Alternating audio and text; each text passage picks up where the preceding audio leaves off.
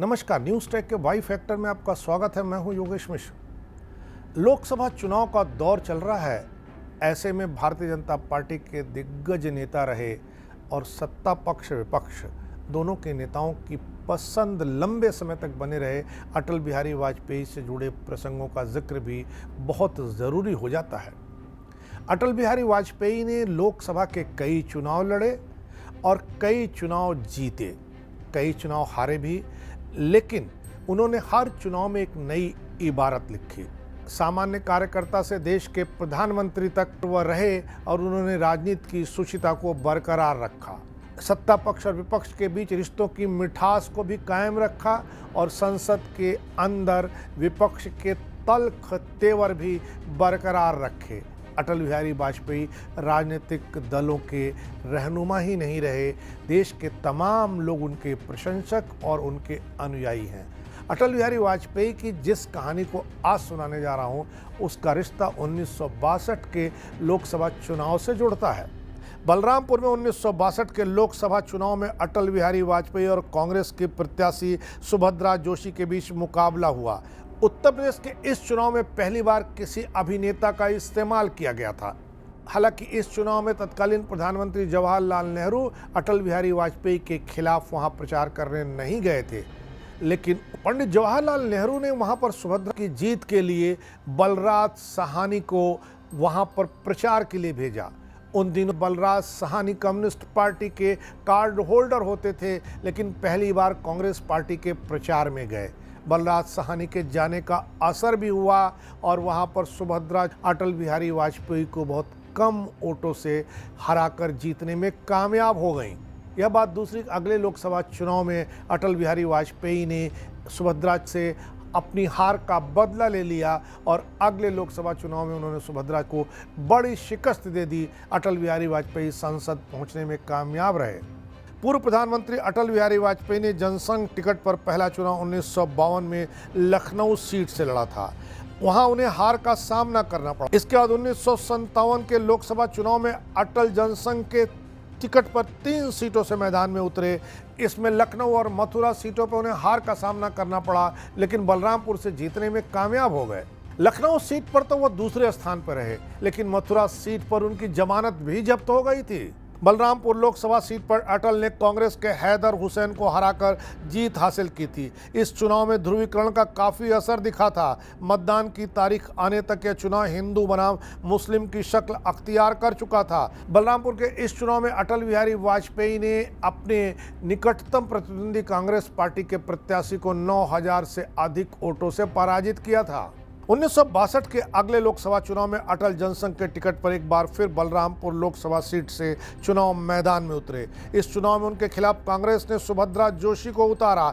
सुभद्रा जोशी पंजाब की रहने वाली थी, लेकिन बंटवारे के बाद भारत चली आई थी। सुभद्रा जोशी इससे पहले 2 बार अंबाला और करनाल सीट से सांसद रह चुकी थी और 1962 के चुनाव में पंडित नेहरू ने उन्हें बलरामपुर में चुनाव लड़ने के लिए भेजा था। जानकारों का कहना है कि सुभद्रा जोशी चाहते थे कि इस चुनाव में पंडित नेहरू उनके लिए प्रचार करें, लेकिन अटल बिहारी वाजपेयी के खिलाफ चुनाव प्रचार में उतरने को पंडित नेहरू तैयार ही नहीं थे।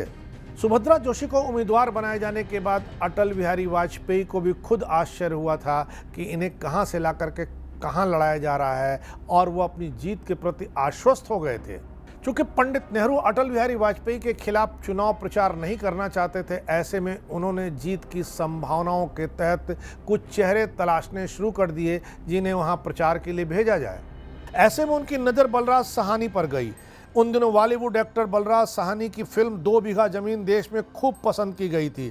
हिंदी बेल्ट में बलराज साहनी काफ़ी चर्चित चेहरा बन चुके थे। यह फिल्म गरीबों के खिलाफ लड़ाई लड़ने वाले किरदार शंभू की थी और शंभू की भूमिका बलराज साहनी ने निभाई थी। 2 बीघा जमीन फिल्म की लोकप्रियता को इससे भी समझा जा सकता है कि बलराज साहनी ने शंभू का किरदार निभाने के लिए जिस तरह की हेयर स्टाइल रखी थी, उस तरह की हेयर स्टाइल रखने का उन दिनों देश में चलन हो गया था। यही नहीं, घर घर बलराज साहनी की चर्चा भी होने लगी थी। नेहरू को इस बात का एहसास था कि लोगों के बीच नेताओं से ज्यादा अभिनेताओं को देखने की ललक है। ऐसे में नेहरू ने सुभद्रा जोशी के प्रचार के लिए बलराज साहनी को उतारने का फैसला किया और नेहरू ने खुद बलराज साहनी से इस प्रचार में शिरकत करने की बात कही। चूंकि नेहरू ने बलराज साहनी से स्वयं बात की थी और नेहरू उस समय देश के बहुत बड़े और बहुत लोकप्रिय नेता थे, ऐसे में उनकी बात काटने का सवाल ही नहीं उठता था। बलराज साहनी सुभद्रा के चुनाव प्रचार के लिए तैयार हो गए। ये कांग्रेस की ओर से बलराज साहनी को चुनाव के दौरान प्रचार के तौर तरीके भी सिखाए गए थे। जब बलराज साहनी ने सुभद्रा जोशी के चुनाव प्रचार में शिरकत करने की सहमति दे दी तो पूरे बलरामपुर में इस बात का प्रचार किया गया। इसका प्रचार होते ही सुभद्रा जोशी की सभाओं में भीड़ उमड़ने लगी और नेहरू को लगा कि यह सबसे उचित समय है बलराज साहनी को वहां उतारने का। बलराज साहनी उसी समय बलरामपुर में उतरे और बलराज साहनी सुभद्रा जोशी के साथ जीप में सवार होकर के बलरामपुर में चुनाव प्रचार के लिए निकल पड़े। बलरामपुर की सड़कों और गलियों में लोग उनकी एक झलक पाने के लिए बेताब दिखे।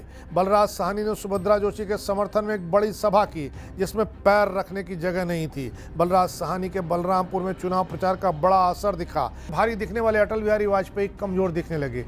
सुभद्रा जोशी के पक्ष में हवा बन गई। सुभद्रा जोशी ने अटल बिहारी वाजपेयी को 2052 मतों से शिकस्त दे दी। अटल की हार के बाद पंडित दीनदयाल उपाध्याय की जिद के चलते अटल बिहारी वाजपेयी को राज्यसभा भेजा गया। 1962 में बलरामपुर में मिली इस हार से अटल को करारा झटका लगा था। उन्होंने अपनी किताब मेरी संसदीय यात्रा में लिखा है कि वह इस हार को कभी भुला नहीं पाए।